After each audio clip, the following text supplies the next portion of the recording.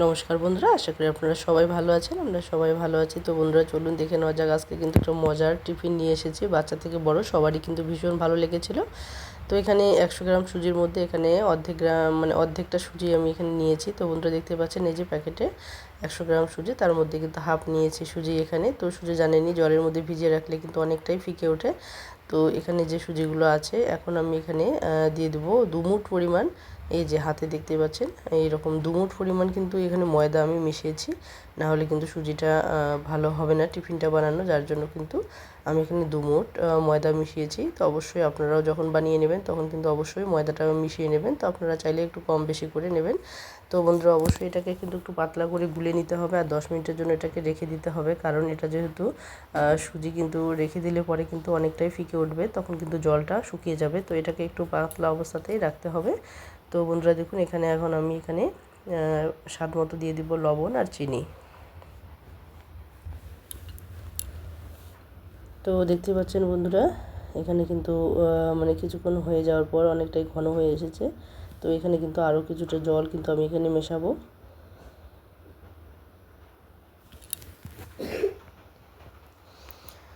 তো এখন আমি দেখতে পাচ্ছেন যে 1 চুটকি পরিমাণ এখানে লবণ কিন্তু আমি দিয়ে দিয়েছি, আর এখানে 1 চামচ পরিমাণ কিন্তু আমি চিনি দিয়ে দেবো।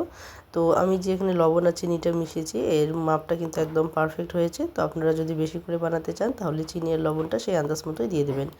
আর এখানে আমি নিয়েছি যে পনিরের ডালনা, আলু পনিরের একটা তরকারি রান্না করাই আছে। তো সেটা দিয়ে কিন্তু এই টিফিনটা তৈরি হবে। তো চলুন দেখে নেওয়া যাক পুরোপুরি কীভাবে টিফিনটা তৈরি করে নিয়েছি। তো বন্ধুরা দেখুন এখানে কিন্তু ভালো করে মিশিয়ে নিতে হবে যাতে লবণ চিনিটা পুরোপুরি গলে যায়। তো এটা কিন্তু অবশ্যই 5 থেকে 7 মিনিট বা হাতে সময় থাকলে 10-15 মিনিট আপনারা রেখে দিতে পারেন। তো প্রথম অবস্থায় তেলটা একটু বেশি করেই দিতে হবে যেহেতু তাওয়াটা শুকনো। তো তার পরবর্তীতে কিন্তু সেরকম তেলের প্রয়োজন নেই, শুধু একটু ব্রাশ করে নিলেই হয়ে যাবে। তো দেখুন এখানে প্রথম অবস্থাতে তেলটা একটু বেশি করে দিয়েছি যাতে করে তাওয়াটা খুব সুন্দরভাবে তৈলাক্ত হয়ে যায় আর খুব সুন্দরভাবে কিন্তু টিফিনগুলো তৈরি হয়ে যায়। তো বন্ধুরা দেখুন এখানে কিন্তু গোলাটা অনেকটাই এখন আরও ঘন হয়ে এসেছে। আমি কিন্তু এখানে জল দিয়ে রেখেছিলাম। তো জলটা কিন্তু শুকিয়ে গেছে, টেনে নিয়েছে। আর দেখুন এখন কিন্তু এই যে গোলাটা কিন্তু দিলে পরে কিন্তু যেহেতু তেলটা প্রথম অবস্থাতে বেশি আছে এটা কিন্তু বেশি ছড়াবে না। তো এরকমই কিন্তু ছোট্ট একটা সাইজই হয়েছে। তো আপনারা যতটুকু বড় করে নিতে চাইবেন সেই আন্দাজ মতোই কিন্তু গোলাটাকে একটু পাতলা করে নেবেন। তো এখানে আমি একটা পনিরের টুকরো আর সাথে কিছু 2-3টে টুকরো কিন্তু আলু এখানে দিয়ে দিয়েছি।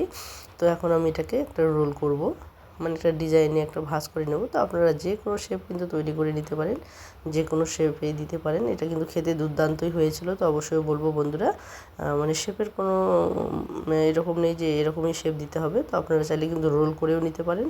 তো এরকম শেপ করলে কী হয় মিডলের মধ্যে সবজিটা থেকে যায় আর খেতেও বেশ মজাদার হয়। তো বন্ধুরা দেখুন একটা কিন্তু আমার হয়ে গেছে। তো এইভাবেই কিন্তু সমস্ত যে টিফিনগুলো আমি তৈরি করে নেব।